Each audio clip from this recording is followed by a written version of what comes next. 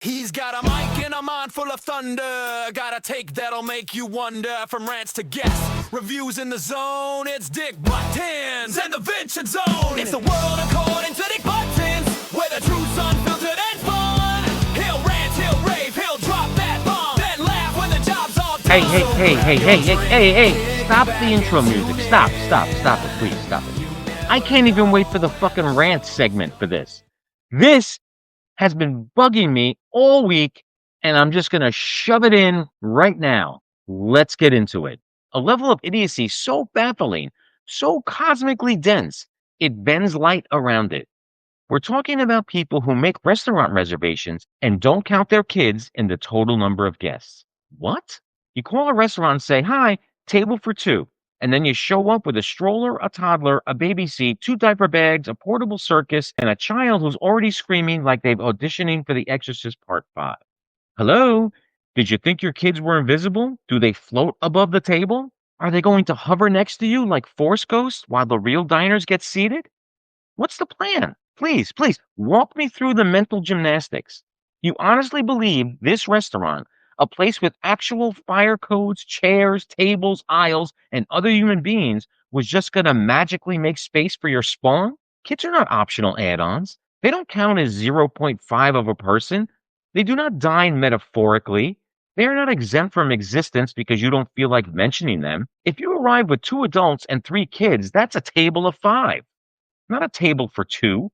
Not a table for 2 plus some surprises. Not 2 and whatever. You don't walk into the restaurant with 40% of your family hidden behind your legs like you're smuggling in contraband. And then the same people get mad at the hostess. Why can't you seat us? Why didn't you plan for our family? Because you didn't tell them you were bringing the cast of Annie. That's why. Restaurants are not psychic. They don't have ESP. They don't run background checks on your reproductive history. Count your kids in the reservation. It's not hard. This is basic math, not calculus, not quantum physics, just counting. And as always, here are some Dick Buttons punishments for these maniacs. The child multiplier rule. For every kid you forget to mention, you must wait an extra full hour. Forgot 1 kid? 1 hour. Forgot 2 kids? 2 hours. Forgot 3? Congratulations. Enjoy a full dinner in the parking lot. The phantom seating. You get seated at the smallest table in the building.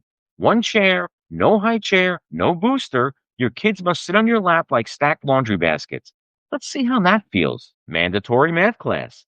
You get enrolled in a community college math refresher course where the entire semester is just how many people are in your party? Pop quizzes, midterms, finals, the whole academic nightmare. The honesty placard.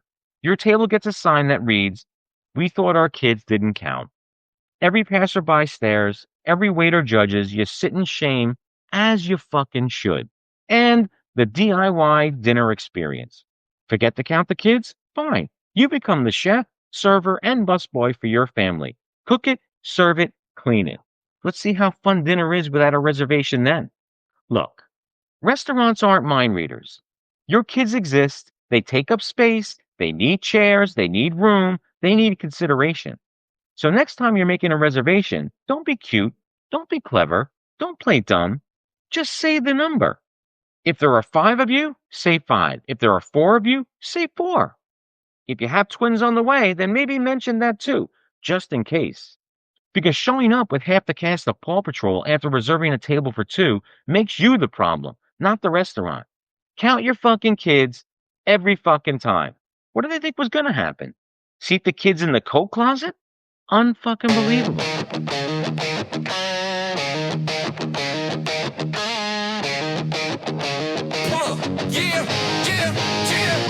Time to rant! Time to rant! Time to rant! Dick's out of control! Dick's out of control! Here does it 'cause you can't. Dick's gonna rant! Time to rant! Time to rant! All right. Today's rant? Oh, this one. This one crawled up my spine and screamed.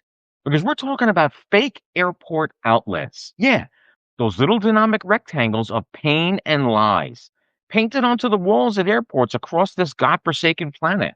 You know the ones. You're walking through the terminal, your phone's at 2%, Your tablet's dead, your laptop is a $1,200 paperweight, and suddenly you see it. A beacon of hope, a shining miracle, a big sign. Charge here. You sprint over like you're in the final scene of an action movie, you drop your bags, plug in your cable, and the outlet is painted on. Painted on! Who? Who in the nine hells decided this was a good idea? You woke up one day and said, you know what I'm going to do for fun? Let's trick exhausted travelers. Let's lure them into a life-saving charging station that doesn't actually exist. Let's watch them plug their charger into a wall mural like a Charlie Brown trying to kick the football. Who is this psychopath? Show yourself. Come out. Face your crimes. Fake outlets. Fake outlets! You know what that's like? It's like giving someone a glass of water in the desert, only for them to discover it's a hologram. It's like handing a starving man a menu and saying, oh no, we don't have food here. Just read it. It's like putting a door on a house that leads to a brick wall. This is next level villainy. This is Joker level chaos. This is Lex Luthor mixed with a Home Depot paint aisle. And the worst part? There's always someone standing nearby who watches you go through the emotional roller coaster. The hope, the excitement, the sweet relief, and then the soul-crushing heartbreak as your cable limply dangles from a piece of wall art. And they shake their head like, yeah, another one. So this is a pattern? Who approved this? What board meeting was this? What kind of sociopath PowerPoint slide convinced them? Slide 1, passengers need power. Slide 2, let's give them none. Slide 3, paint outlet stickers everywhere like we're running a Wile E. Coyote psychological torture chamber. And airports. Airports go along with this. As if we're not stressed enough. As if the TSA hasn't already stripped us of dignity, belts, and the will to live. As if overpriced snacks haven't already crushed our wallets. Now we have to deal with fake electricity? And here are some Dick Buttons punishments for the lunatics who install fake outlets. Permanent low battery mode. Their phone should never go above 10% again. Never. Every day is a race against doom. Let them live in a nightmare they created. Airport timeout. They're required to sit in a terminal for 8 hours with no charger, surrounded by other fake outlets they installed while people curse their name. The fake bathroom experiment. Put a big sign that says restrooms this way and lead it to a painted door. Let them feel the betrayal. Plug into reality. Force them to personally tell every traveler, sorry, the outlet is fake. I made it that way. Watch how long they survive. And the human charging station. Since they refuse to give us working outlets, they become the outlet. Strap a portable battery around their waist. If I need a charge, buddy, you're plugging me in. Fake outlets in airports? This is cartoon villain shit. This is psychological warfare. This is torture disguised as convenience. Airports, stop it. Stop painting electrical pranks on the walls. Give us real power, real outlets, real charging stations. And stop letting whatever twisted lunatic came up with this idea run your entire design committee. Because if I plug my phone in one more wall sticker, I'm going to lose it. Fake outlets? What's next? Fake chairs? Fake doors? Fake runways? I give up. Ladies and gentlemen, buckle up because this rant is hotter than a Popeye spicy tendy left in the sun. Let's talk about DoorDash drivers who apparently think they're starring in an episode of Law and Order when all they had to fucking do was drop the bag on the front porch and disappear like a culinary ghost. Because I'm telling you, these people just don't ignore the instructions, they shatter them. They treat your delivery notes like an optional side quest in a video game. I write clear as day in the app. Leave the bag on the porch. Do not ring the bell. Do not knock. Do not pass go. Do not collect $200. I could draw a diagram. I could attach a PowerPoint presentation. I could staple the instructions to the bag itself. It doesn't matter. Because what do? They ring the doorbell and knock, like they're trying to notify me that my car warranty has expired. I swear, some of these people hit the door like they're the FBI serving a no-knock warrant. Dude, it's a burrito, not a subpoena. Calm the fuck down. And the best part, the absolute best part, when you open the door, because they've already set off your dog, your spouse, your kids, your ancestors, they're still standing there, smiling like they just delivered a newborn baby instead of a lukewarm quesadilla. I said ninja style, my guy.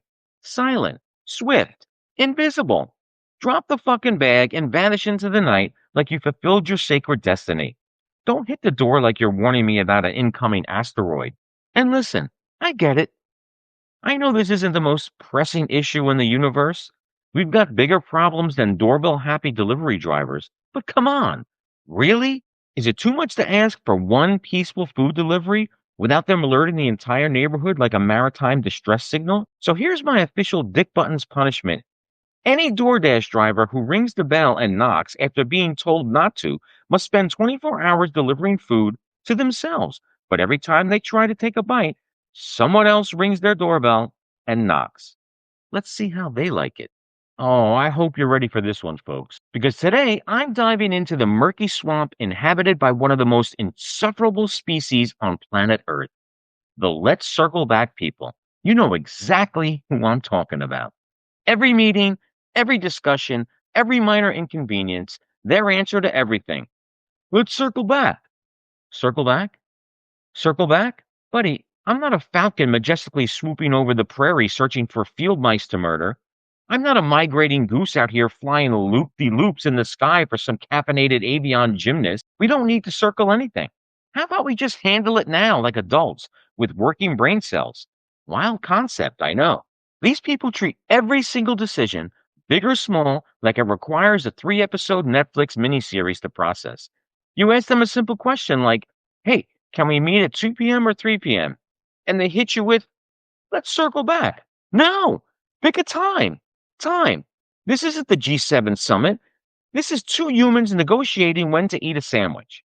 And the tone they use, that weird corporate cheerfulness, like they're speaking through a permanent smile that's stapled to their face. Oh, yeah, let's definitely circle back on that. Why? Why do we need to circle back? We're right here. Back is where we already are. They use it like a magic spell to delay every responsibility. Don't want to commit? Circle back. Don't understand the topic? Circle back.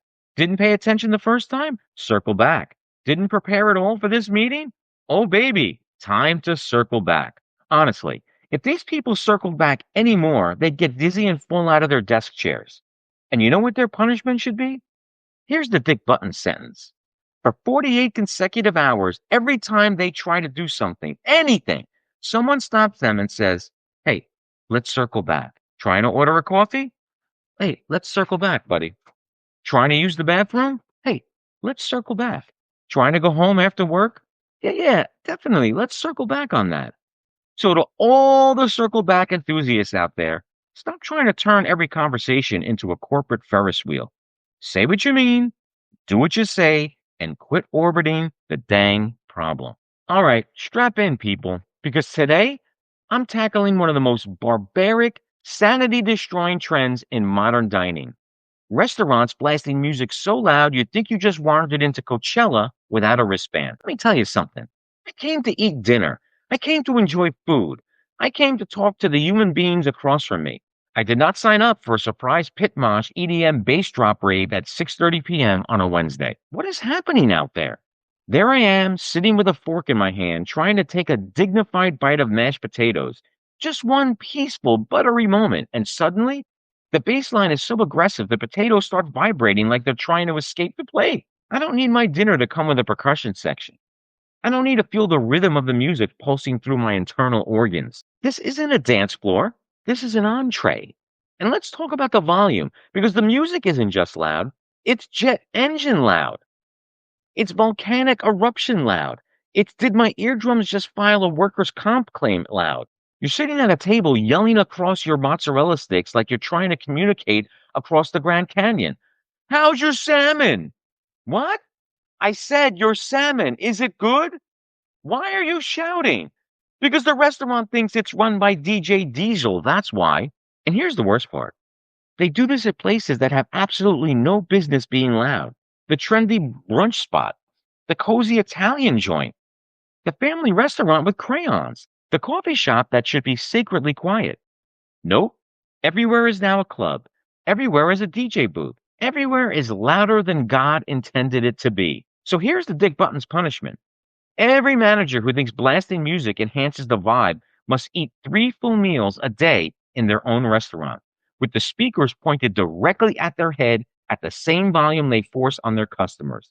Let's see how zen that ambiance feels when your Caesar salad is trembling and your drink starts rippling like the T-Rex is coming. Turn it down, turn it way down. I want to hear my chewing. I want to hear my thoughts. I want to walk out of dinner without needing an audiologist. This has been Dick Buttons, serving the truth with a side of ear protection. Dick's got a gas. What a show! Well, according to Dick, let's go, let's go. Stories, laughs, and a whole lot of sass. Tune in now, cause Dick's got a gas. All right, folks, buckle up because today we're taking a trip through time, technology, and pure American ingenuity. My guest today is a man whose resume reads like a blueprint for progress itself. Born in 1939 in Brooklyn, New York, when rotary phones ruled and rockets were still dreams, George Lopac Jr. has spent his life turning imagination into innovation. A proud graduate of Brooklyn Technical High School's aeronautical engineering program back in 1957, George went on to earn his bachelor's in mechanical engineering from the New York City College of Engineering in 1962, and then a master's from the University of Connecticut in 1965. For nearly decades, this man designed, developed, and manufactured medical devices, literally helping to shape the technology that keeps us alive, and later took his talents to the classroom, spending 14 years teaching engineering and shaping the next generation of STEM minds at the Middlesex County Academy for Science, Mathematics, and Engineering Technologies in New Jersey. He also was the author of two powerful, thought-provoking books, Remaking America Is Up to You, The Future is Outside the Box, and The Future of STEM is Grim, Why That Is True and How to Fix It. Both works challenge us to rethink how we educate, innovate, and participate in America's future. But George didn't stop there. No, sir. He's currently the creator and curator of Common-Sense-Crusade.com, a platform dedicated to reviving the long-lost art of common sense in a world that seems to have misplaced it. There, he challenges readers to think critically, act responsibly, and bring logic back into public discourse. So today, we're diving deep into the mind of a man who's lived through decades of change, from the dawn of the jet age to the rise of AI, and still has the passion to ask the big questions about where we go next. Ladies and gentlemen, innovators, dreamers, and thinkers, please welcome to the world according to Dick Buttons, Mr. George Lopac Jr. How you doing, sir? Very good, thank you. I wanted to start with a couple questions. Your website, Common-Sense Crusade, what made you start the website, and what do you think the purpose that it serves for the general public? Well, during my engineering career, I discovered the need to have a better definition for common sense. After I left and retired, I went to teach for 14 years, and I used common sense as a basis for all my curriculum, trying to make people understand what common sense really is. And that's why I started the website. And I think you and I are both on the same page. I think common sense is something that is severely lacking in today's generation. Don't you agree? Absolutely. Yeah. I mean, do you think that's something you could teach somebody? I've taught it for 14 years with great results. But everybody's afraid to think outside the box and to focus on something new and non-standard. So I just keep on pumping with the website, trying to get people to react. I think change is something that people do not accept well. That's right. The people they're working inside the box. They're afraid to move outside the box. And I think greatness is only achieved by change. That's how I feel anyway. It's the whole history of the human race. That is true. And then I wanted to touch upon the two books that you wrote. I read both of them. Very good reads. What was your precipice for writing those books? What was the creative drive behind that?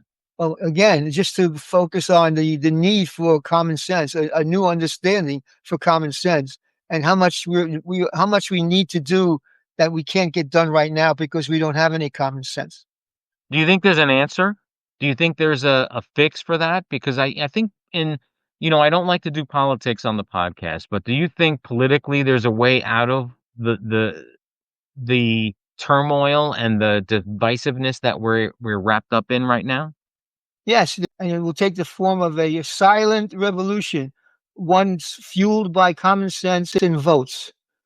But I think that's where the problem lies for me, is when you have to rely on the general public to do research and to do a research deep dive into who they're voting for, I don't have a warm and fuzzy that the average person is going to do that.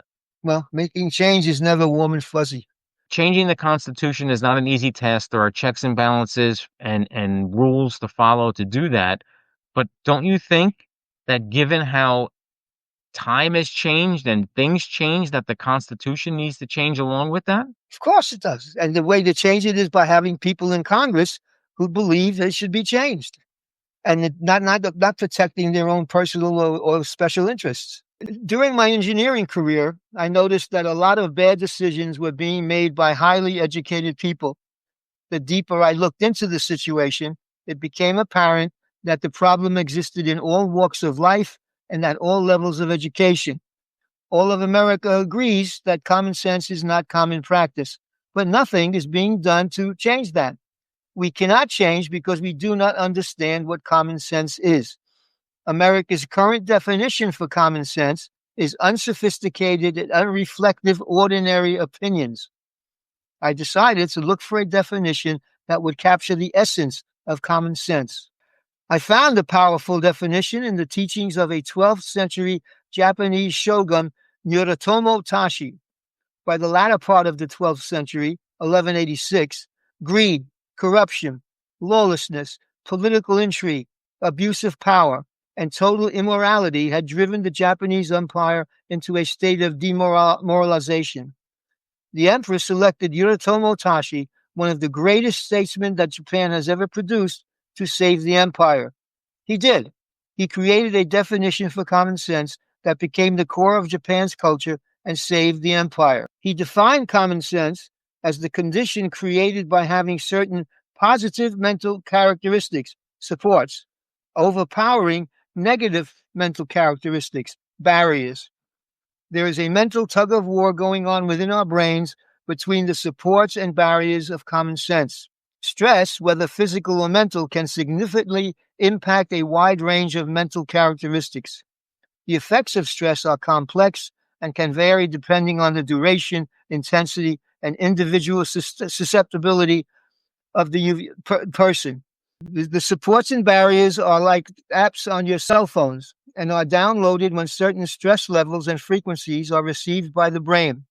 The what, why, and how of the relationship between the mental characteristics has yet to be determined, but the brain is the critical piece in the puzzle. There are 9 supports and 6 barriers in the mental tug of war. At this point, I'll define the supports and barriers, followed by 3 examples of real cases of no common sense. There are 9 supports. 1. Judgment, the process of forming an opinion or evaluation by recognizing the difference between one thing and another and comparing. 2. Reason, to take part in conversation or argument. 3. Foresight, a view forward. 4. Thought, the act or process of thinking. 5. Self-control, restraint exercised over one's own impulses, emotions, or desires. 6. Deduction, the deriving of a conclusion by reasoning. 7. Alertness, quick to perceive and act. 8. Perception, awareness of the elements of environment through physical and or mental sensation. And 9. Memory, the capacity for or act of remembering. There are 6 barriers. 1. Moral inertia, inability to change relating to principles of right and wrong in behavior or belief.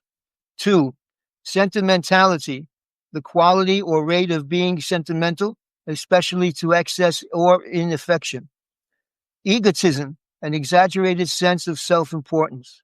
4. Indifference, absence of a drive or urge toward one thing or another. 5. Illusion, something that deceives or misleads intellectually. 6. Impulse, a sudden action to some unpremeditated act. Now that we know who the players in the tug-of-war are, here are some real-life examples of no common sense. All right, case 1 takes place in a small manufacturing company manufacturing church pews. The problem is current manufacturing capacity cannot keep up with increasing sales forecasts. There's a high level of quality problems and maintenance downtime. The process is not state-of-the-art. The dynamics of the situation are the only production line is running 2 shifts plus considerable overtime, about 20% of workforce pay. The owner decides to replace the current equipment with a state-of-the-art system. An engineering design company agrees to design, build, install, train operators, and demonstrate production capabilities in 9 months. The owner posts an announcement on the lunchroom bulletin board that says, in 9 months, we will have a new state-of-the-art production line that will, 1, increase production capacity, improve the product quality, and minimize maintenance time, and eliminate the need for overtime. The new process is delivered on time, operators trained, test runs completed, and routine production established. 2 weeks after the new process was up and running, the engineering company gets a letter from the plant owner that says, we cannot keep the new process running for a full shift. We need help. The installation team goes through the installation process for a second time and reports back, no problems, boss. We could not find any technical issues. After a second cry for help, the president of the engineering company goes down with the installation team for the third installation process. While the installation team is going through the process, the president is on a coffee break in the lunchroom and spots the bulletin board notice. He removes the notice and tells his team to pack up the equipment and ship it back home. He then tells the owner the process will never run in this facility.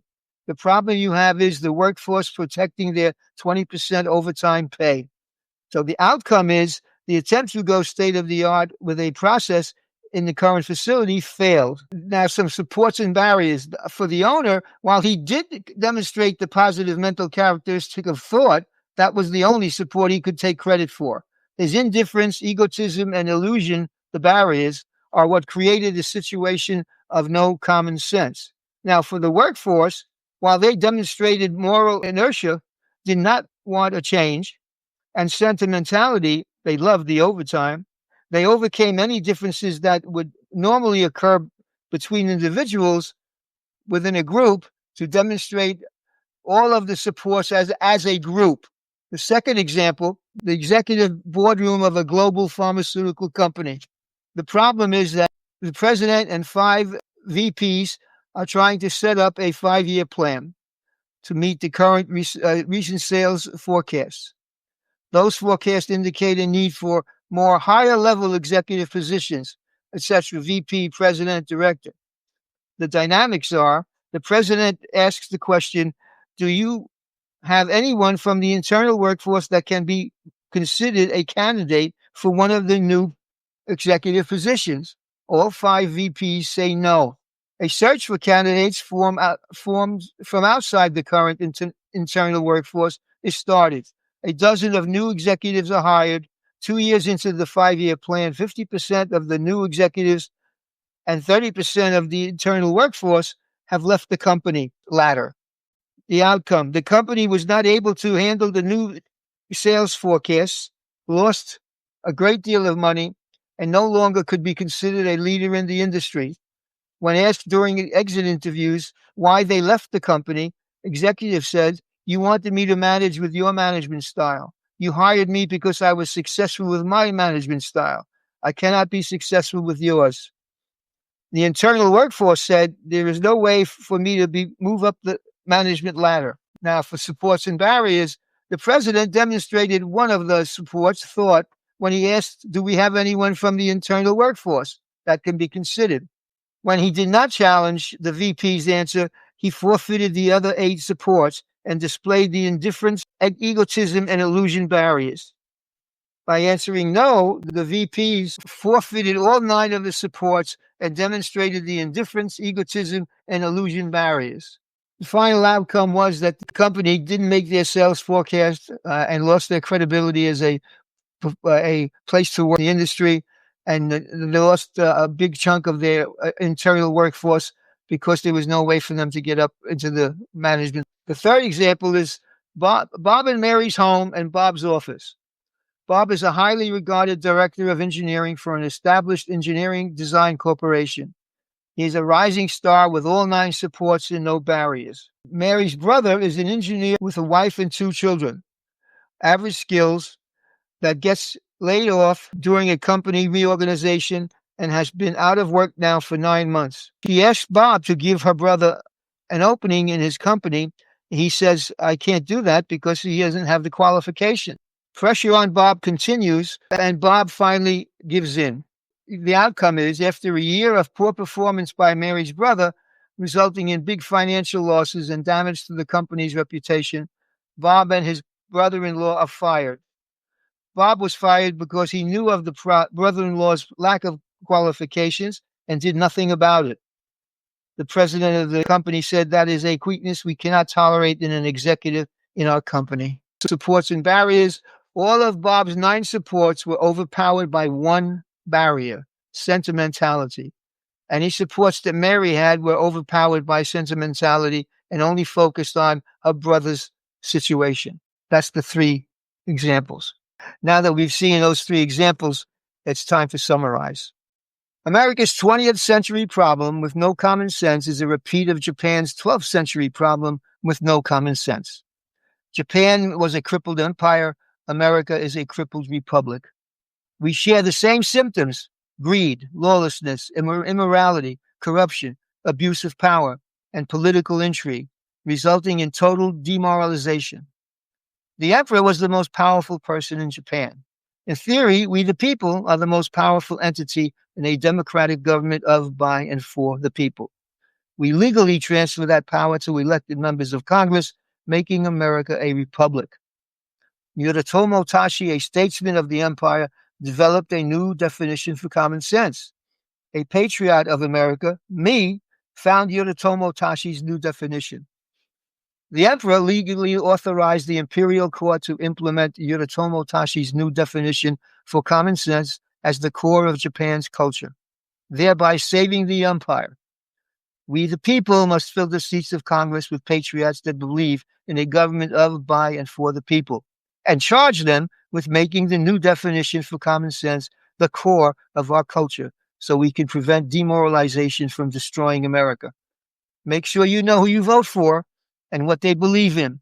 Members of Congress should be focused on country and people instead of power and special interests. Remember, Frankenstein fears fire, Dracula fears sunlight, a wolfman fears a full moon, and politics fear votes. I'm going to end on a positive note. You taught for 14 years, correct? Correct. In technical high school. What was the most rewarding part of teaching high school for you? Seeing the kids embrace common sense. It was the core of my curriculum, and it was the basis on which I made all my projects and everything else. And they walked away saying they learned a great deal, and their success in college has been shown because they were taught that way. Right. All right. So the last question. So the 2 books that you wrote, is there a 3rd book in you? No, No, you're done.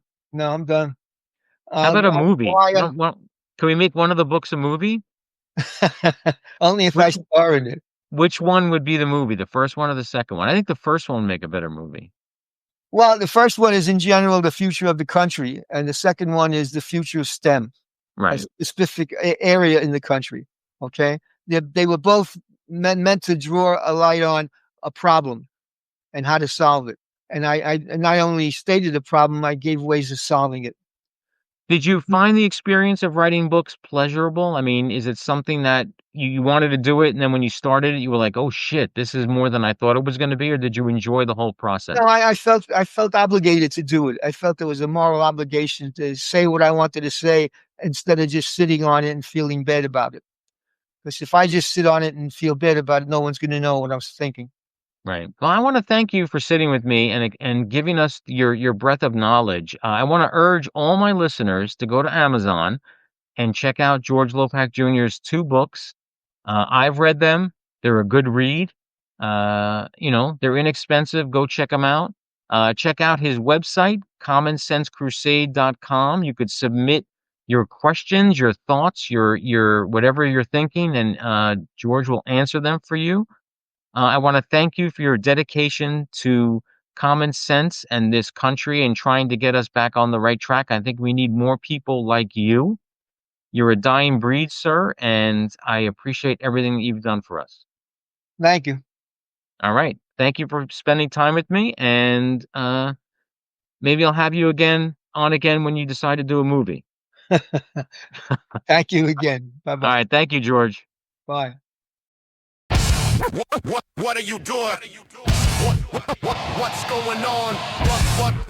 What are you doing? What's going on? Yeah, what are you doing? What's going on? Blockbusters busted, reboots all wrong. Dick's calling it out like only he could. WTF, Hollywood! Shake up the stars, rewrite the script, cause Dick Buttons is here. He's flipping the switch. Welcome to the segment where nothing makes sense. WTF, Hollywood!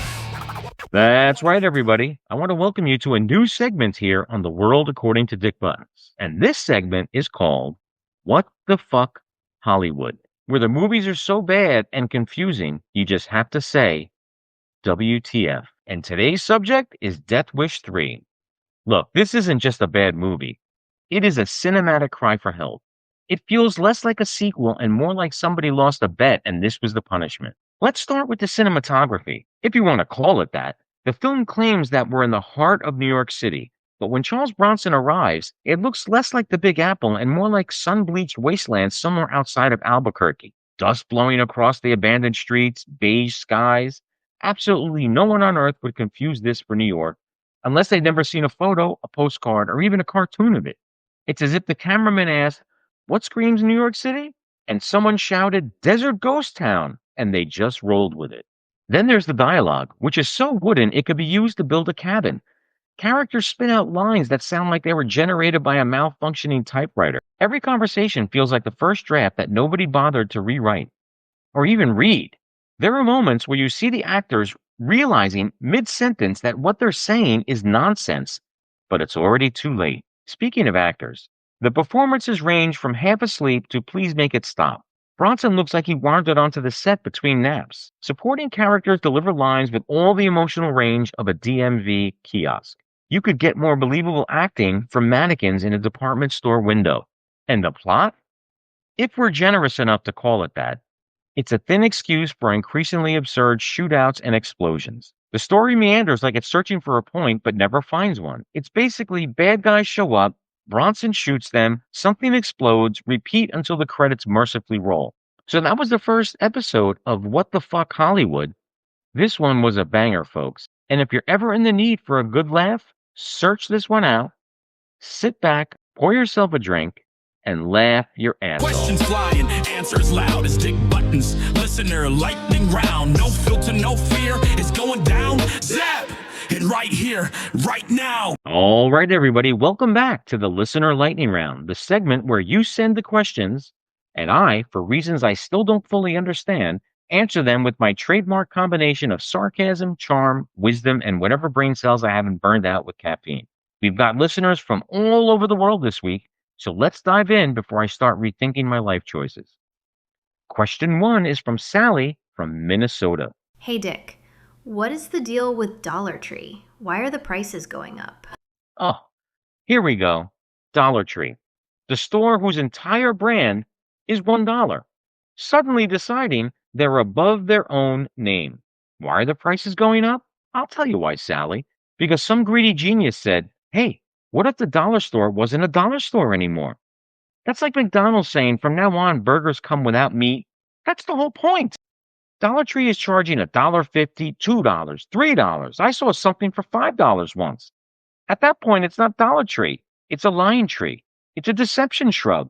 It's a false advertising forest. I swear, if they ever hit $10, I'm picketing the place with a sign that says, "Change your damn name." Next question before I pop a vessel. Question 2 is from Nick from the Texas State Penitentiary at Huntsville. Hello, Mr. Buttons.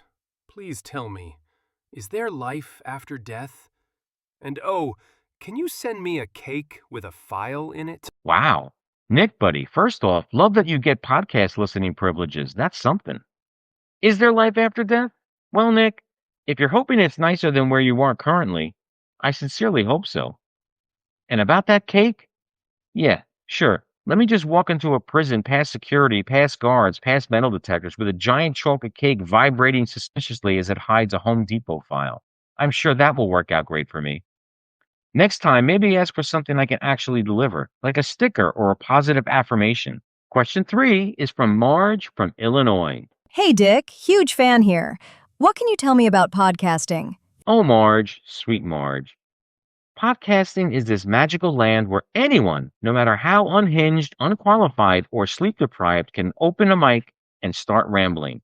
It's therapy. It's chaos. It's fun. It's a digital diary that strangers willingly listen to. Truthfully, all you need is a microphone and the ability to talk for more than 45 seconds without melting down emotionally, which ironically, I fail at weekly. So go forth, start your podcast, and join the rest of us lunatics shouting into the void. Question 4 is from Jonathan from California. Hey Dick, love the podcast. Please tell me more about Vincenzo. I love this guy. Ah, finally a real question. Jonathan, Vincenzo is my guy. My best friend forever, my brother from another mother, my ride or die wine drinking co-pilot. Having him on here every week is an honor. We drink, we talk, we rant, we get philosophical, we get stupid, we get hilarious, and I wouldn't trade it for anything. He's the heart of the Vincenzo, and frankly, the show wouldn't be the same without him. So yeah, Vincenzo isn't just a guest, he's family. And question 5 is from Catherine from Maine. Hello, Dick. Can you tell me what the difference is between ice cream and custard? I mean, I just can't tell the difference. Oh boy, where do these people... Never mind. You said Maine, but I meant metaphorically. Listen, Catherine, ice cream? It's made with milk, cream, sugar, churned with air. Custard? Same ingredients, but with added egg yolks. Makes it creamier, richer, smoother. If you can't tell the difference, then your taste buds are either broken, confused, asleep, or you've only had fake-ass grocery store ice cream. Get the real custard and you'll know. And that, my friends, wraps up this week's Listener Lightning Round. To all you glorious inquisitive maniacs who send me questions every week, thank you. I'm blessed that anyone even listens to this show, let alone takes the time to ask me, for advice, truth, sarcasm, and whatever judgmental nonsense I have stored in my brain. This segment isn't going anywhere. We're doing it every week for years to come, because of you. So keep those questions coming, and keep being the wild, curious, hilarious humans that you are. Spin that wheel, no one's spared. Dick's locked in, so be prepared. It might be wild, it might upset. You never know with rant roulette. Ladies and gentlemen, boys and girls, and fellow rage enthusiasts, it's that time again. Time for Rant Roulette, the only segment where your daily frustrations get fed into a spinning wheel of destiny, and whatever it lands on, I must unleash hell upon it. No preparation, no warning, just pure, unfiltered, thermonuclear Dick Buttons fury. So let's spin the wheel and see what fresh insanity you beautiful maniacs have sent me this week. All right, here we go. Spin the wheel. I love this every week. And it lands on Bertha from Arkansas. Oh, Bertha, my Bertha, you have chosen violence today, and I respect it. Bertha wants me to rant about bagel places slathering on mountains of cream cheese, even when you very clearly tell them, just a little cream cheese, please. All right, Bertha, buckle up. This one hits me right in the carbohydrate-loving soul. What in the actual holy hell is wrong with bagel places? You walk in, order your bagel like a civilized human being. You say clearly, with perfect diction, like you're reading from the King James Bible. Very little cream cheese, please. Simple, right? It's not a riddle. It's not abstract poetry. It's not an SAT question. It's 4 words. Very little cream cheese. So why do they hand you a bagel that looks like it's been frosted by a team of angry wedding cake decorators? You open that wrapper and boom, the cream cheese is overflowing like Mount Damn Vesuvius. You take one look and think, this isn't a bagel. It's a dairy landslide. Why? Why do they do this? Is it a prank? Is it a dare? Is there a secret cream cheese quota they need to hit every quarter? Are they being paid by the pound? And don't you just love when they cut the bagel in half and the cream cheese is so thick it squirts out the sides like you're squeezing a marshmallow between 2 bricks? Bertha asked for a little. Not enough to spackle a hole in a wall, not enough to frost a sheet cake, not enough to construct an igloo in Antarctica. And they look surprised when you scrape half of it off with the side of the paper and create what is essentially a cream cheese orphan pile just sitting there, sad and abandoned, enough to coat 6 more bagels. Bagel workers of America, listen to me. If someone says a little cream cheese, that does not mean fill every crevice with dairy like you're trying to insulate a house. And as always, I have some punishments for these cream cheese maniacs. The cream cheese ration test. If you ignore someone's light cream cheese request, you must eat the entire overloaded bagel yourself in 60 seconds. Let's see how you like choking down a dairy grenade. The tiny spatula protocol. You are only allowed to spread cream cheese using a Starbucks-sized wooden stir stick. No more giant spatulas of doom. The bagel weight limit. If the cream cheese weighs more than the bagel, you automatically owe the customer $5 and an apology written in schmear on a napkin. The mandatory listening session. Play a loop of customers saying a little cream cheese for 8 hours a day until they understand what the words mean. And finally, the bagel switcheroo. For 1 week, you have to take customer orders wearing noise-canceling headphones, so you can experience how frustrating it is when people don't listen to you. Poetic justice. Look, a bagel with normal amount of cream cheese is a beautiful thing. A bagel drowning under an avalanche of dairy is a crime against breakfast. If someone says light cream cheese, do it. Respect the wish, honor the bagel, honor the customer. Because Bertha from Arkansas and the rest of us do not want a bagel with 3 pounds of cream cheese stacked like a building collapse. Hey, bagel places, get it together and stop trying to smother us in cream cheese. Well, that was another episode of Rant Roulette, guys. Keep those submissions coming in.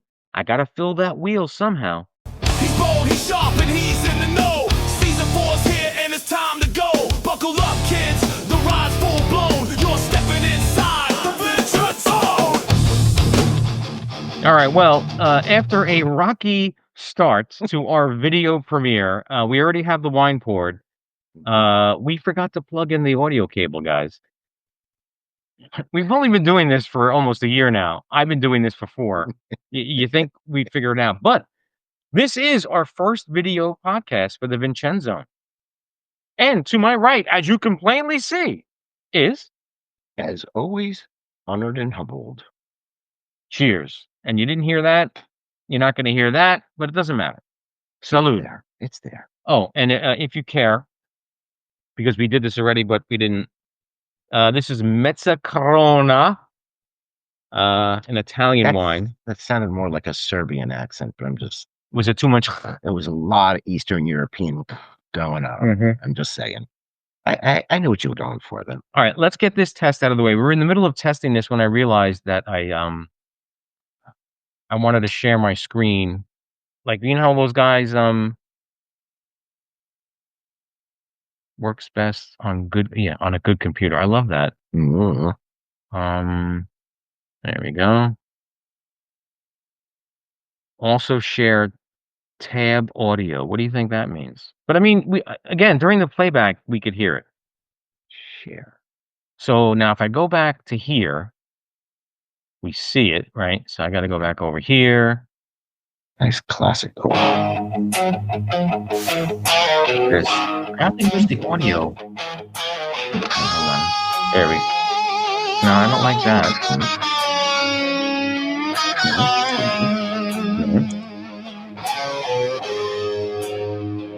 Adrian was cruising down Candy Cane Lane. Snow on the hood, So, jingle bells in the rain. oh, let's do this. Stopped by the workshop to drop some cheer. Then he saw a sight that There we froze go. his gear. I'm sorry that's covering part of your face.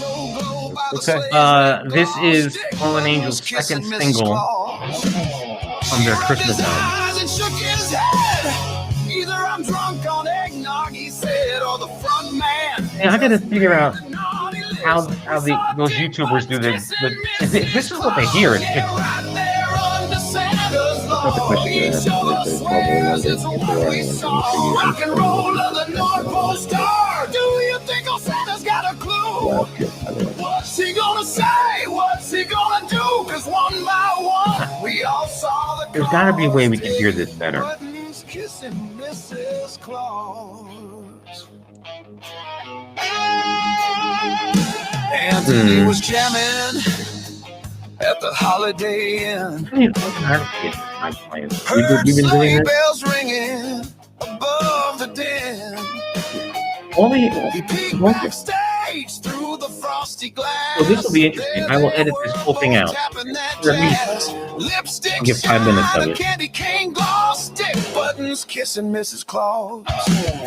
He dropped his mic and nearly tripped. Man, Santa's cookies just got dipped. All right, we don't have to do the whole thing. I will. We saw Dick Buttons kissing Mrs. Claus. Oh, the rain. All right, we'll see what happens in post if that worked. We don't know.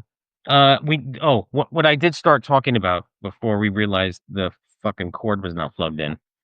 I started watching The Beast in Me on Netflix. First episode's hard to get through. Is it one season? First season. Okay. 8 episodes. Okay. I gave up after episode 1. My hairdresser last night said, no, you got to get past episode 1. She was right. Right. Claire Danes, only really person that I know. Okay. Asian FBI agent. Recognize her, still don't know who the fuck she is. And the protagonist, I recognize him, but also don't know who he is. Well, I'll have to follow up and see if I recognize anybody. It's well done though. Okay. Suspenseful, and I have 2 episodes left. What is it about? Tell our viewers. Well, I don't want to give it away because is it a spy all right, drama, so thriller? she is a divorced lesbian Okay. whose son was killed in a car accident. Okay. So she's separated from her wife. She moves in next door to a rich man, very rich man, I would say, like on Bezos level, Right. who his wife had went missing. Mm-hmm. Air quotes, Mhm. missing. Mm-hmm. She's a writer. Her first book was great. She's in a block because of her son. He says, "Why don't you write about me? Your shit, what you're doing now is stupid." So she, and then she uncovers that he possibly did kill his wife. Oh. But I still don't know. Okay. I still don't know. I don't want to give it away for anybody. Usually I don't give a shit. But I might give it a try. I don't think I have anything on tap. So I make too many hours in a day. Right. Well, is that why, or you don't want to pay the $10 a month? No, it's just quality versus quantity. I just know. I'll pick and choose things. There might be something good on Apple TV. There might be something. Oh, Apple TV is fantastic. No, don't do a Martin Short on me. Too late. Apple TV is absolutely fantastic. I'm really anxious to see what happens when that light goes out because we'll probably edit that out. But when that light goes off, I'll run over and turn that on. This will look fucking cool. Watch the light will go off. It'll go back on. Well, no, it's like a 15-20 minute thing. So is that the thing that where the bulb? I don't know. I never. Those are LEDs in a traditional. Yeah. I don't know why. I should look it up. It's probably a protection thing, where it turns itself off before it gets. So it's not meant to be plugged in there. It's like putting a fork in a light in a wall socket. It is too bright though, I think. Yeah. It's like all the car headlights now, where they put the LEDs. Oh yeah, no, and they're all too bright. People are flashing me from the road. I don't have my high beams on. Those are my regular lights. Oh, you're the one with the. And there's a lot of cars on the market now that's a problem. Remember coming back from the Halloween attraction, people were flashing their lights in the back roads in Pennsylvania. Is there a cop up ahead? No. They think I have my high beams on. Well, maybe you do. I don't. You sure? Absolutely. You check. I have auto headlight. Oh, so do I. Yeah. And they'll only go on for when you're in total darkness. Yeah, mine do the same thing. Right. So no, it's just the technology. How they got away with it, I don't know. That being that bright. So I was racking my brain today because this is episode 13. We have 7 episodes left before season. Wow, that's a long way away. Why am I thinking about that now? now that I say that out loud, 7 episodes is so that takes us into January, right? Up to January into February. Well, we got 2 weeks left. No, 1 week left in November. And then November is 4 into December. That's 5. Okay. January, end of January. We have to do something special for what's different tonight that we hear that tapping? I know you guys don't hear it. And there we go. Oh, look, we got like a little Halloween attraction. Yeah. And look at the glow. Yeah, but let me put that ring light on. I think it's the ring light, to be honest. Oh, maybe. But does that even help? That's a little better. I like that actually. There's still going to be a cosmic shift in the color. Guys, so that quick edit, and you'll notice the different lighting. The Fakakta LED light bulbs in my basement. Is that Italian or Russian? Fakakta is Italian. Is it? Yeah. Okay. I don't know how to spell it, but my grandparents said it all the time. Well, maybe it depends on who's cursing from what region. Fakakta, it has many, you use it a lot. Right. That Fakakta guy, this Fakakta house, that Fakakta lights. We will iron it all out, and we're going to air this. We're going to air this as is, just to get it out there. It's raw. We like it raw and unfiltered. Although I do like the way we're not as washed out with that light out. I thought the same thing. So maybe we keep that light off. Yeah. Well, but then these lights go out too. Well, if I shut, then talk about color. Well, then I think we'll be in the dark again. I don't think that ring light is gonna light us up.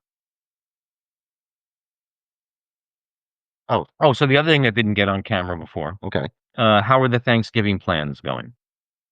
Good. We got the circus tent put up over the patio. Oh, and I did go. Yeah. So we. Oh wait, only the kids are outside? Well, when I say the kids, I mean anybody who's not a senior citizen. So that's 15 nieces. I mean, the oldest is probably, I don't know, 40. Okay, so that's not kids then. Well, they're the kids to me. The nieces, the nephews, the great nieces, the great nephews. Outcast. We call it the lifeboat. When somebody said, it's the kids' table, I said, no, it's the lifeboat. So how many people are inside then? 8. Oh, that's a good number. Well, we got, in a ranch house, you got buffets and, beverage stations, dessert stations, and one bathroom. One bathroom. It's like the Brady Bunch's house. Well, but you know what? We don't have anybody elderly. Those people have passed on that would go into the bathroom. Right. And then they would just sit in there. But in all honesty, nobody's dropping a deuce at Thanksgiving.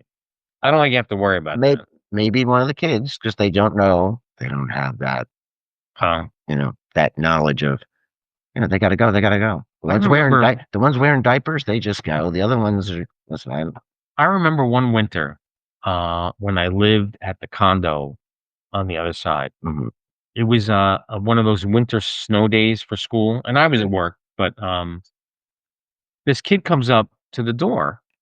It was a friend of his. Can I use the bathroom? Okay. And it was snowing, and he goes in. He fucking drops a deuce and clogs the toilet. Clogs the toilet. And clogs the toilet. That's a double deuce. Little bastard. That's a double deuce to you. Everyone at work says, I listen, this may be TMI for my audience, but I don't do that outside of the house. Correct. I don't care. I that's all taken care of. Whenever I go somewhere, if I'm going to New York, or if we're going, it doesn't matter. I have already taken care of that issue, and then everything can catch up to me. It would have to be a dire, and when I say dire, I mean dire emergency that I would have to go into a public restroom to do that. Correct. Yeah, no, not an option. Because people are fucking pigs. I'm sure everybody out, my audience all knows this. We're all smart. People are fucking pigs. Yes. And I'm not doing my business like that in a public place. Nope. I agree. Absolutely agree. We got one of the kids may have to go, and the young ones just And then I remember at work sometimes I'd go into the bathroom, to do number 1. Mm-hmm. And there's a guy like giving birth to a baby cow in there. Does he not know he's in a pub? I mean, like he's making noise. Like, oh. They don't care. I mean, come on. This is a public place. Yeah, they don't. It's not how it works. No. Well, There is an unwritten contract, Yes, bathroom contract. absolutely. Mm-hmm. Neanderthal. Mm-hmm. Yeah, I'm just saying. Why can't they all be as advanced as we are? That's what I want to know. Need natural selection. I gotta move that glass closer to that bottle. Yes, you do. Look at that. Make sure they're even this Look time. at that vampire blood. Wow, that's almost record time. I think we finished this bottle. What are we? We're at 13 minutes. We finished that bottle quickly. Not even straws this time. What's your since Thanksgiving is this week? What is two-part question? Your favorite main dish, Thanksgiving themed, and your favorite side dish. And you don't have to necessarily serve it at your house because it may not get made. But so, favorite main dish, like. But you know what? My favorite main dish is actually. I mean, we also make pasta. Well, that's what I mean. Like, you know, listen. So we do ravioli with gravy. Stop it! Stop! Oh. Get out! Get out! All right, for the sake now. Great. No. Listen, let's end this. I ranted about someone actually sent that a question last week. I know. Gravy goes on mashed potatoes and fucking turkey and meatloaf. American gravy. No. Listen, do you know why it's sauce and not gravy to the people who call it gravy? Because they're stupid. No. Do you seriously? You know the two Italian words are salsa and I looked it up and I said it right in my when I answered that woman's question. It's salsa. It sounds like salsa, but there's an Italian and there's another one. They both mean sauce. There are sections of Italy that call it gravy because they start off with sauce. This is what my grandmother said, and other people have confirmed it. Buckle up, guys. This is going to go on for. And there is sauce with the word gravy on it because it has meat in it. But once you take the sauce, by the way, just like in America, where you take the brown sauce, and then once you add flour, time out. Once you add flour, thicken it up. You just said something I've never fucking. You just made brown sauce. What the fuck is that? You just made that up. You made it up to make your point. No. The drippings from the turkey. Yeah. And then they add flour to it to thicken it up. Well, the gravy. To thicken it up. Right. An Italian sauce, and then once they put the meat in it, that thickens it up. No, it doesn't work. But that's where the thought process is for the people who get gravy in the sections of Italy. By the way, the fact there's only one. There's the pork roll and the Taylor ham thing, and that's stupid too. By the way, I agree with the pork roll. Taylor ham is the brand. I understand where the Taylor ham people are coming from, but to me, it's the Taylor ham people because they want their name said. And how about the Boardwalk on Wildwood that was trying to play it both ways? Yeah, a Taylor pork roll. A Taylor pork? Taylor pork roll. We don't want to alienate anybody. Well, no, yeah, but listen, I'm sorry. And here's to the argument. So he asked me the question about my favorite dish. Yeah. Well, I just want to end the sauce gravy thing. Everyone says it's a regional thing. It is. My grandmother was from Nabaldon. She was Naples. Yeah, my grandmother was from Naples. Called it sauce. Grandfather from Sicily. By the way, called it sauce. By the way, in Naples were neighborhoods, just like there would be tribes in Iran. The neighborhoods weren't all on the same page. Where the special people were, that's what they called the gravy. They segregated. They segregated them. they may have, by the way. If you met my grandmother back in the day, I may have. Okay, back to the initial question. So again, valid. Valid with sauce. Right. So when I say main entree, like when my grandmother, when she had Thanksgiving down in the basement of Brooklyn, right, 40 people in her basement. Oh, crazy. Turkey was like an afterthought. Correct. There was lasagna. There was there was everything. So that's when I said entree. I'm thinking some people all they have is gravy and sides. I mean, gravy. See what you did to me? It only proves. No. I'm talking about fucking turkey. No, I'm talking about fucking turkey. So gravy counts. Some people all they have is turkey on Thanksgiving. Well, that's because the Italians always added on All right. So again, ham. raviolis and meatballs was your favorite main dish, and what's your favorite side? It's gotta be the whipped sweet potatoes With marshmallows on top. Yeah, I can't do that.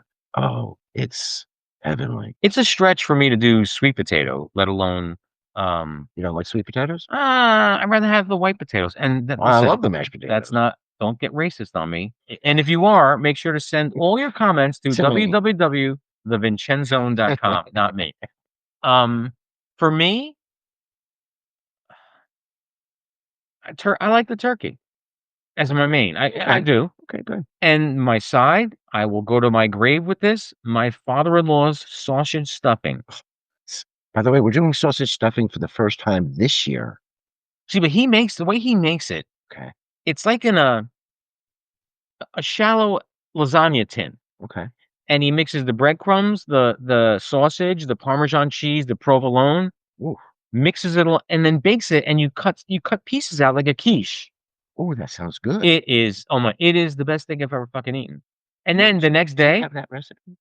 I don't think he'd give it to you. No, he gave us the recipe. I can give it to you. Okay. And then the next day, out of the fridge, it's like a snack while watching TV. We also have it's a close up to the sweet potatoes is the cornbread. Cornbread. It's cornbread mix with creamed corn, and you bake it in a brownie pan, and that stuff is like crack also. Do you overeat? Because this is my first, because we host. So I actually have to put some stuff aside, and then when everybody leaves and I clean up and I sit and watch the fourth quarter of whoever's playing football and the last game of the night, I try to spoon feed myself a little bit because we're hosting. Yeah, it is difficult when you host. This is my first major holiday on the Monjuro shot, so I'm anxious to see where does it stop.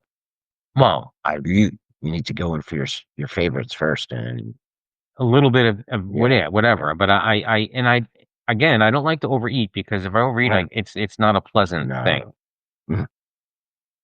I'll just drink all night. What time is your Thanksgiving? Everybody starts coming around 11:30. Holy shit, that's early. Yeah, I was complaining. They're not all there until about 12:30, but they start around 11:30. I was 2 o'clock I was like, wow, why so early? But the 12:30. We do appetizers. We do the Italian pizza bread. We do the hot, the mini hot dogs, and we do the brie and hot brie. And we've got appetizer soup. We do all kinds of crazy things. What kind of soup? Well, I'll usually have two different kinds. We got cream of broccoli, and I think the other one's a tomato soup in a cup. Yuck. In a cup. Cream of broccoli, that's not mine. No, it's not my thing either. Yeah, those little soups are not my thing. I'm not gonna fill my stomach yet. Yeah, and stuffed mushrooms. Mushrooms, vile weed. To quote the great Newman.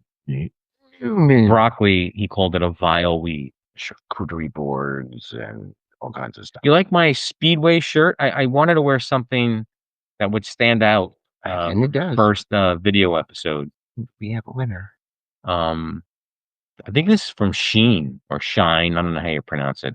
Or Temu. I'm not sure. By the way, I was going to ask you, have you ordered from Temu? Yeah, I have. Has it always come through? Clothes or just in general? Clothes. You have to. It's coming from China. So yes, spin the wheel. Well, no, the sizes are like a large in China. Small. Yeah, and they don't have sometimes the big sizes, so it's a crapshoot. All right.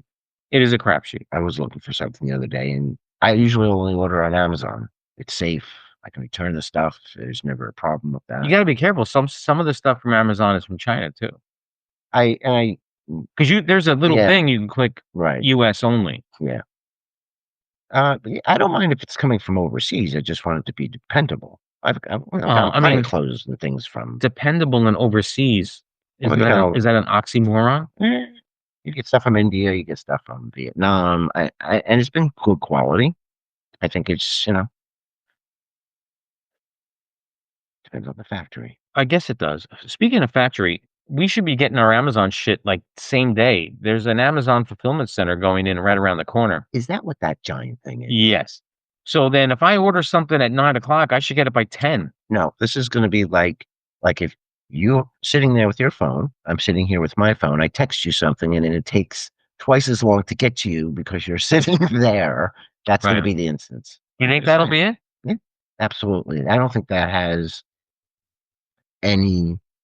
It might be for everybody else. It might not be for us. The advantage. You would think it did. It won't.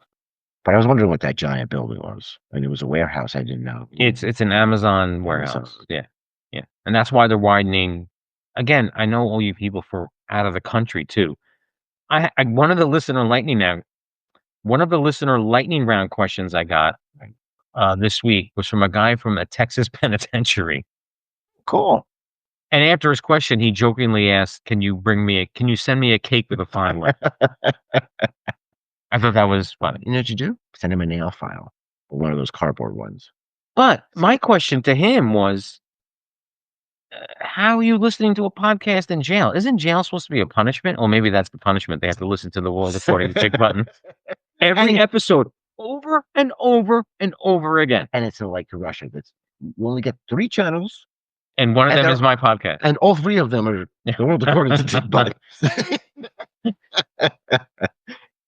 Just saying. And you don't get new episodes. You just get the first 4. They're forced to listen to season 1, which I recorded on my cell phone. Oh. No editing, no nothing. Just if I made a mistake, I stopped and I started over. Sorry, I dropped the phone. It picks it up. It's funny. I was thinking about this. Like 4 seasons, roughly 4 years, maybe a little less. Started on my cell phone, tried to read it through. I went back and listened. Right. Oh, it's disgusting. I almost want to take those episodes down. It's your rookie years. But that's actually great. You see how much you've advanced since then. Now that we're doing this, right? Mm-hmm. Like I watch Dana Carvey and David Spade have a podcast. Right. I was watching their video podcast the other day. Mm-hmm. It's just as good as it. Okay. I mean, they're famous, but we're not yet. But it's no better than this. Oh, now it's red. Look at that. It's red. You're hot, baby. Now it's purple. At least that's working. But as soon as that light goes on, it's gonna get all fucked up. So our New York trip. Yes. I think it has been decided. Okay. No activity. Okay. Because that thing looked pretty lame. It was. So yeah. I think we'll meet. I think we're going to meet. Well, you're going to be with me, but correct. I think we'll meet at Union Square. Okay. Because your better half mentioned that she wanted to go there. Okay. And then make our way to Bryant Park. Okay. And if we stop at a bar in between. And you know what? Sometimes that's the fun of it. Yeah. You catching the stuff on the way and say, "Oh, let's go in there." You find something. Oh, hold on. I wonder if they could actually hear that, but I'm gonna comment below if you can hear that. No, I'm gonna preemptively shut the heat off. Sorry. One of the bars that I found last year, and I'm gonna look it up just because I think you'll enjoy the fuck out of it. Okay. It was decorated for Christmas, but it's called the Long Bar. Okay. And I walk in and I sit down, and the bartender comes over, and I, like an idiot, I go, "Why do they call this the Long Bar?" And then she just looked over to her left, her right, and then I looked. The fucking thing went just like all the way down. All the way down. Like, I said, "Oh, I'm sorry." So I said to her, I go, "What happens if somebody sits down there?" She goes, "Slide the beer down." I just ignore them till they come back over. Like, if it's crowded and that's where people are sitting, that's one thing. But if that's on you. I would say the bar is like 50 feet long. Oh my gosh. My measurement skills might be off. But it was fucking long. Well, that would be. Wow. I think I would learn by now. We're not famous yet. That's why. No, when we're famous, we get less. We have people to do that for us. That's right. They'll be holding cards. So I was interviewed, I told you, last week by another podcaster, and he's at the point where all he does is the show. He has people that prep the Right. we need to have a staff. We need a royal wiper. Send your applications. Royal wiper. Send your applications to the www.thevincenzo.com. Although that doesn't exist. Write a comment if you want to work for us. We need a page. There are no benefits, and there's possible sexual harassment. I'm just saying. But by the way, the benefits are just being in our presence. That's it. Working for Dick Buttons and Vincenzo is the incentive. You know who might work for us? Mike. Mike D. Really? He listens to the podcast. Mike, if you're listening, Mike, we might need an intern. Well, to pour the wine. And we maybe even get you in for an interview. I'll give you a little glass of wine. Well, you could drink too. But we only have 2 glasses, so it's going to have to be the It's the bathroom glass. BYOG. Bring your own glass, or a bathroom Dixie cup. Either one. See how long that lasts. All right, let's empty the bottle, just so that we finish this on air. We're drinking pretty much the same rate. I'm trying to keep up with you. Oh boy. That one fast. Oh, squeeze that bottle. That one fast. Oh, hold on. I have a text. I'm on Do Not Disturb. Oh, please take a moment to tell us about your recent experience with order pickup at ShopRite. No. Oh, went to ShopRite today. Oh, all right. Go ahead. What is? Yeah. 3 p.m. I should have gone. But it was just me cleaning up the refrigerators and freezers, making some space. Went to go get ice. What a show that was! It was crazy busy. Lines. Now, people are buying ice now for Thanksgiving. I'm in my freezer. In the freezer. Okay. Yeah. Okay. I actually had a ShopRite experience with ShopRite from home today. I went to pick up my order, and I was getting all my stuff for the antipasto that I make.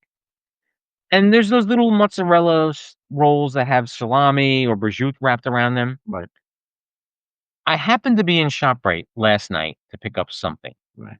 And I just happened to walk by that area, and there were tons. So then I get my text today. Oh, we're out of stock on these 2 things. So listen, I called up and I go, look, I'm not trying to be a dick, but that's my name. However, I was just there last night. There's no way you sold out of all of those. I'm not saying that the person who picked my order was not being conscientious. However, can you please go double check? And guess what? They found some. They found them. Because some of the pickers are kids, high school kids. They don't give a shit. Yeah. They're not putting the effort into it. Yeah. It's just, clocking in and clocking out. Everything in between is just filler. Gen Z. Fucking Gen Z, man. We're back to that. I'm sorry. It is a recurring theme. It really is. It really is. And it's not fair that we have to put up with that shit. That's because their parents don't beat them. I'm just saying. My parents never hit me. But the fear of your parents. The fear. But they never hit us. So I don't know what we were afraid of, to be honest. You're going to have to speak for yourself. But, oh, you got hit? With the belt. Whoa. I think it was some of that generation's therapy. Just that's stick it out from when they got hit. That was your dad, though, right? Right. And yeah. Just passed that. Because I think Italian mothers are more on the emotional torture thing. No, my mom had a lot of half wooden spoons in the really? Drawer. Oh yeah. Yeah, we never thank goodness they were wooden. We never had that. I think we're lucky that way. Well, not lucky, or maybe not lucky. I don't know. Right. But I think I turned out okay. You look like somebody who should have gotten beat. Oh! Let there be light. See, but if it's not going to keep me from drinking my wine. If I turn the whole thing off, it's going to be too dark. We're just going to have to deal with this. We'll figure this out. What if? No, we can't turn this shit around because of this. We're gonna have to work on that. What if I take? By the way, are those 2 lights? They're on the same switch, but they're not LEDs. That's All right. So, but why does that have to be LED? Because they don't sell regular fluorescents anymore. I may have some. Let me see if I 48-inch? I'll find out if I did not throw away No. the old Because ones. I went to Home Depot. Yeah. And I said, I need a 48-inch fluorescent. And she laughed at me. Do you want a coffee grinder too? They don't make fluorescents anymore. I said, okay. So she goes, they fit into the same balance that fluorescents did, but then they fucking go on and off. She didn't say that, but No, she didn't say that. I wonder if I take one out. Because now it might. It might be. We look washed out. Oh, hold on. I'll be right back, folks. You can get a look at the whole outfit. That is beautiful. Let me see what happens because I think these are both LED. Now, if I fall after drinking. Oh, you're drinking wine and now he's changing the bulbs. All right. Now, what does that do to the screen? We look great. Okay. I look like I got a tan. I look like I've been. See, that's funny. The other LED doesn't go to full strength till the other one is in. Yeah. There you go. That's interesting. And now you got twice. Oh, that looks much better. And you got twice the money now. What do you mean? When that one goes, you will put that one in. That looks much better. Yes, thank you. Look how fucking good looking we are.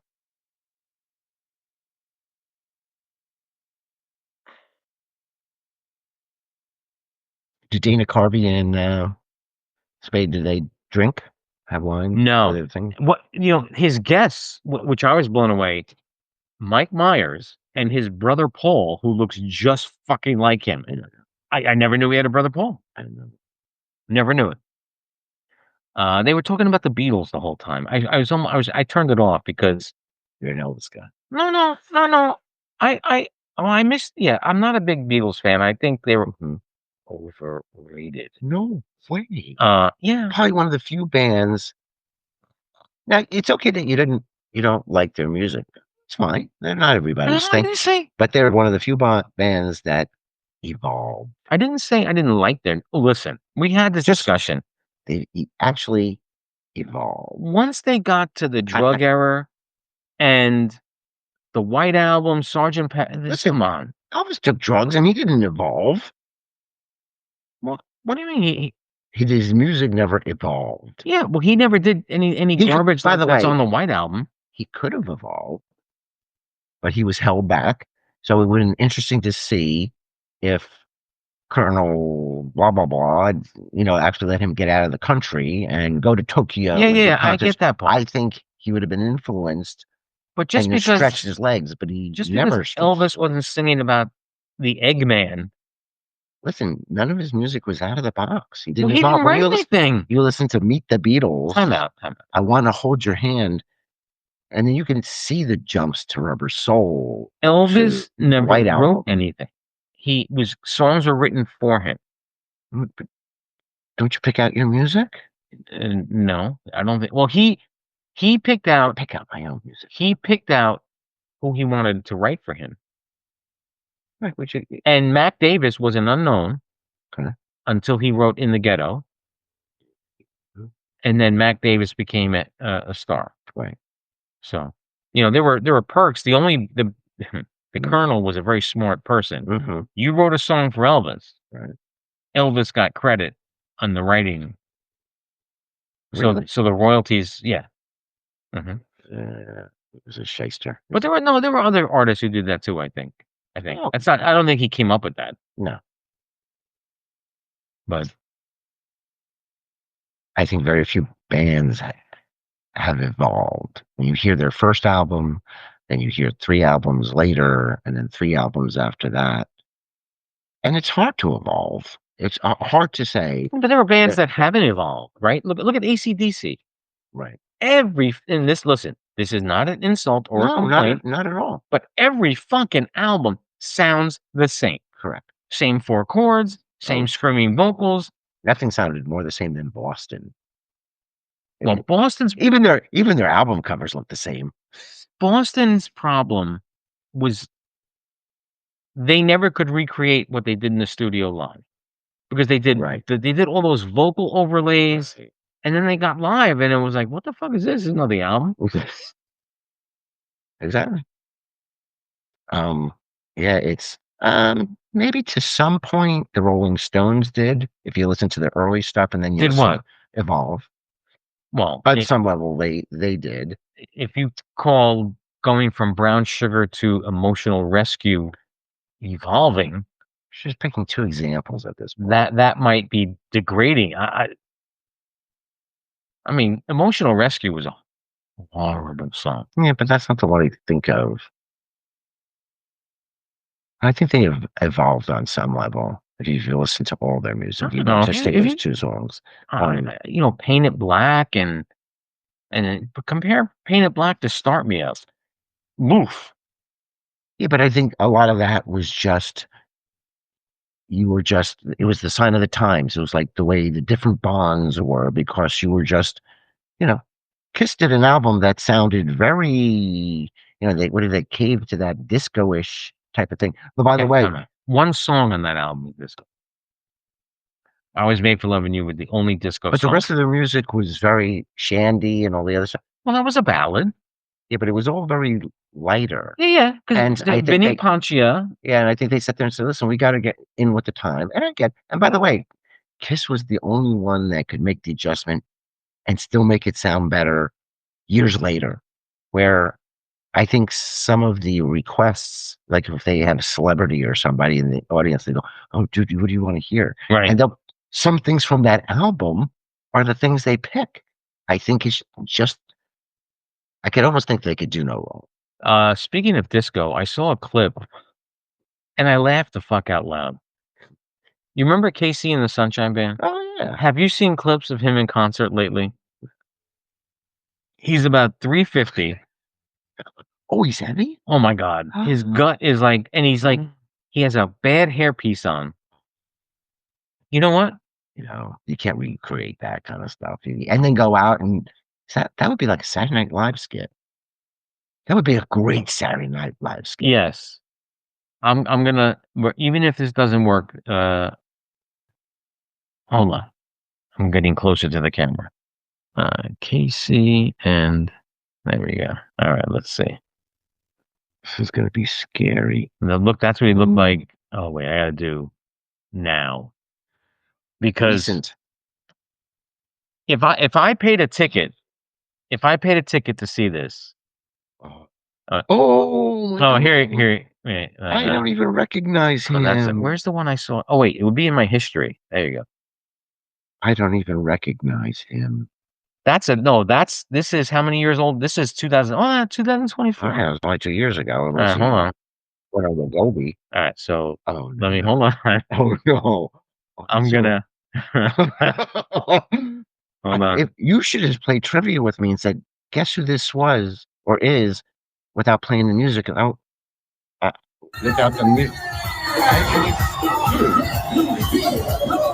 I say you don't want it like an MC party, but the MC want it up and stop. And then it's just keep on playing. Yeah. That was the original. Listen, he's moving it.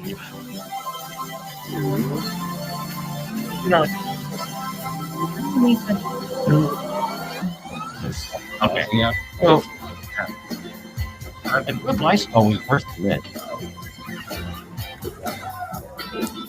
Actually, he looks like he's like in a moose lodge or something. Or the Holiday Inn bar. Wow. You know what's not worse than that? What is worse than that?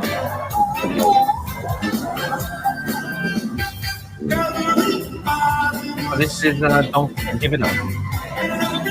Look at that hairpiece. Hairpiece. And then, if you're that pet, or not your pet, I'm sorry.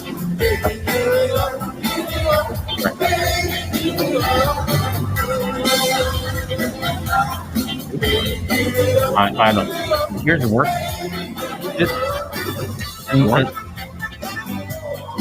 My son. My son said he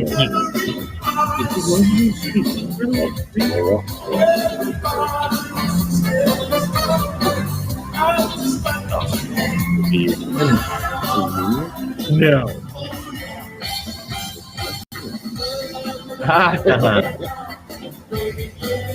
This one might look at my son. This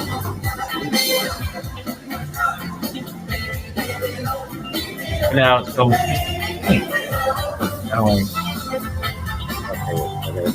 here. Oh. Okay. So it looks like right, but you have to look. We can't hear it. You're it's not even really.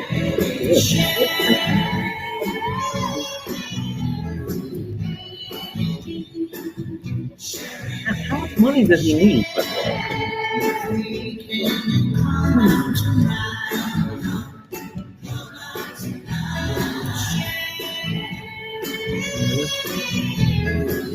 Going to bed. No.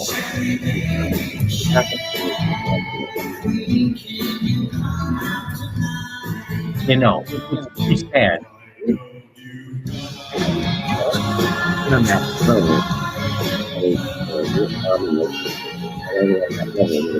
I don't think he'll get away. Speaking of internet,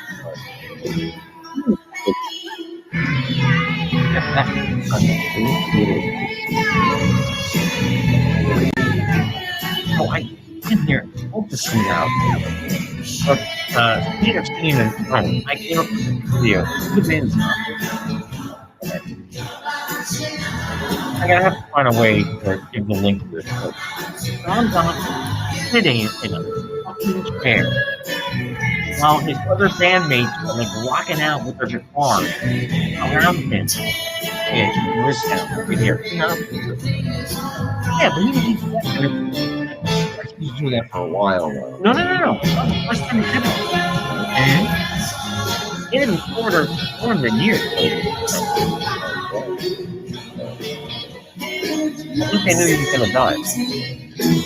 I hope this comes out.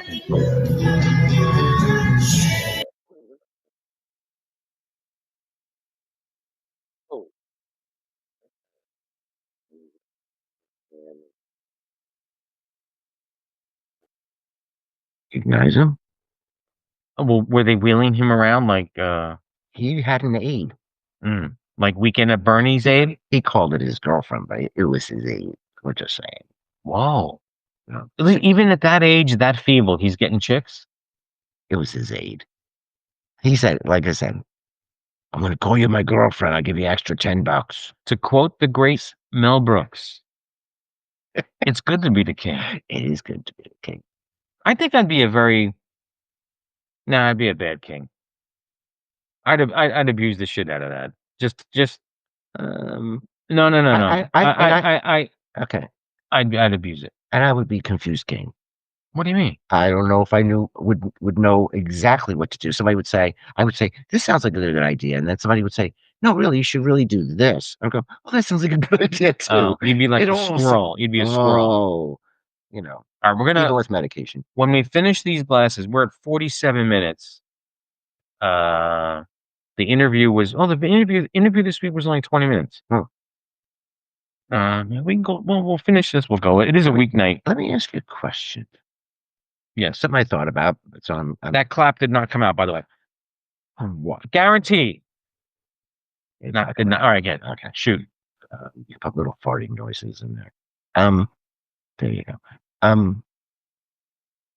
If somebody was to play your life story. Mm-hmm. Oh, actor? An actor. I already know who mine is. But talking about the squirrel running around in your head, but I have to think about that. You know off the top of your head who you? Yeah. Who? Jeff Goldblum. Oh yeah, Jeff Goldblum. Perfect. Yes. Perfect. Yes. Okay. So very good. Very good. I could see that. Okay. Very good. I can't think of no way that famous Jeff Goldblum would be playing it unfamous me, but who knows what will happen in the next year or so. But I'm trying to think. Who could play you? Joe Pesci when he was younger. Oh, absolutely. Oh, absolutely. We just had a thing on. I guess they had the tribute on television. Was it? I don't know if it was Netflix or wherever it was. To who did all the gangster movies with Joe Pesci and Scorsese. Scorsese. Yeah. So Casino, right. Goodfellas. So when they went to different actors in retrospect to say, oh, what do you remember about those movies? Joe Pesci is the only one that turned it down. Turned what down? The interview to be. Oh, because he's one of those assholes now. I think he just did one movie. Pete Davidson was in it. He was in that. An independent thing, or no? He was getting out of Hollywood. Oh, okay. No, the movie was a major thing. Okay. Bill Murray and Pete Davidson were gangsters. Now he said. And then also the Pete Davidson show. Was it a show or a movie where he played himself, Pete Davidson, about his father dying? Right. Joe Pesci was his uncle. Okay. But Joe Pesci gave up acting after The Irishman. That was his last thing. And then he did two things. He did the Pete Davidson thing and then the other thing. And then that was it. He said he didn't want to be interviewed because he didn't want anybody asking him questions about some of those. All right, fuck him. Listen. Well, wait. Finish your thought. What? So there was some things about where from real life, he took some of those, mob reactions that were actual things. Okay. And didn't want to have to name people. Maybe there's people of those mob families, that are still alive, and he didn't want to have to be put in the position to answer the question. It felt uncomfortable. Although I think you could just tell him, listen, can you just move on to the next question? Because for personal reasons, I can't answer that. But maybe he just doesn't want to be. Do you remember Jim Brewer's impression of him on SNL when he did the Joe Pesci show? Yes. And he used to have Alec De Niro on, and they used to wind up kicking the shit out of the other guests. It was very good. Oh, Sebastian Maniscalco was on Kelly and Mark, and they were asking him about the SNL. Yes, because that impression was spot on. And they asked him how he felt about it, and he said, "Listen, now you could tell from his reaction on one level, which he did say, it's flattering, the fact that they would imitate me. Yeah, but when you watch the exaggeration of his character, of him, you could see that he was not exactly loving it. I'm sorry, that impression was spot on. I was doing it in the kitchen because he said, "Oh my gosh, it was the moves were exaggerated." No, Sebastian, they were not. No, that's how you do your act. Exactly, and they just took a snippet of.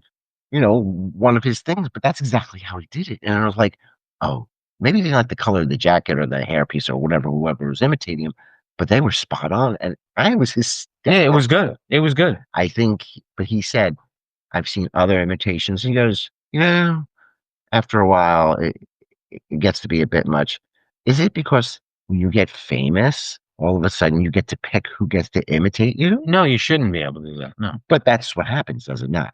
I think they sit there and go, listen, we would love somebody to imitate us day and night. Maybe I'm not sure. I don't know. But I think once you get up on that high horse, it's a different story. I think so. What do you think? Up or down? What do you think? Oh, no. No. I think up. I think up is better. You listen, we're at 52 minutes. So we're not going to wait till we finish this. Guys, our first video episode for the Vincenzo. We'll get better at the lighting. We'll figure it out. And we will see you next week. Happy Thanksgiving, everybody. Oh, wait, time out. I saw him getting all upset. I saw the vein in his head popping. Is there anything you'd like to say, sir? I don't think so. Go big. You fucked it up. I teach you threw me off. You fucked up your own line. I did again. Take two. Hey, cut. Oh, take two. Is there anything you'd like to say, sir? I don't think. Go Vincenzo. Or go home. Thank you, everybody. Have a great Thanksgiving, and we'll see you next week. 1, 2, 3, 4. Whoa, whoa.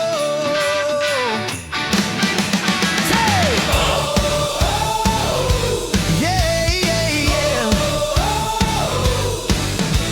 The band was jamming, lights hung tight.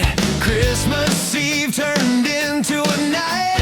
The tree was trimmed, the amps turned loud. The eggnog bowl had drawn a crowd. Then someone shouted with a guilty grin, "Who spiked the eggnog again?" The room went silent, heads turned around, laughter echoing, not a sound. Then Adrian stood, hand on heart. I swear it wasn't me, I was tuning my guitar. Who spiked the eggnog again? The whole room's buzzing, can't remember when. Was it Aaron or Austin, or maybe Ann? We're all feeling merry and the floors got slammed. Christmas is fun, but better with a buzz when you're drinking with your fam, your band, or your cuz. So come on, Santa, grab a cup, my friend, 'cause someone spiked the eggnog again. Yeah. Yeah, yeah, yeah. Oh, yeah. Aaron said, "Don't look at me. I was playing keys and lighting the tree." Anthony chimed in. "I was out in the snow, hanging mistletoe. That's all I know." Then Austin laughed. "Well, I was outside too, feeding Rudolph. What's it to you?" The crowd grew louder, the lights all dimmed. The nog was gone right to the brim. Then all eyes turned with a knowing grin, right to Dick Buttons with a guilty spin. Oh, who spiked the eggnog again? The truth comes out in the candles glare. Was it Adrian, Aaron, or maybe Aunt? Austin swears he didn't, but he sure can't chant. Christmas is fun, but better with a buzz when you're drinking with your fam, your band, or your cuz. Come on, Santa, pour yourself some gin, 'cause someone spiked the eggnog again. Dick stands up, grin ear to ear, raises his glass and says, "My dear, guilty as charged, I'll take the blame, 'cause eggnog plain just ain't the same.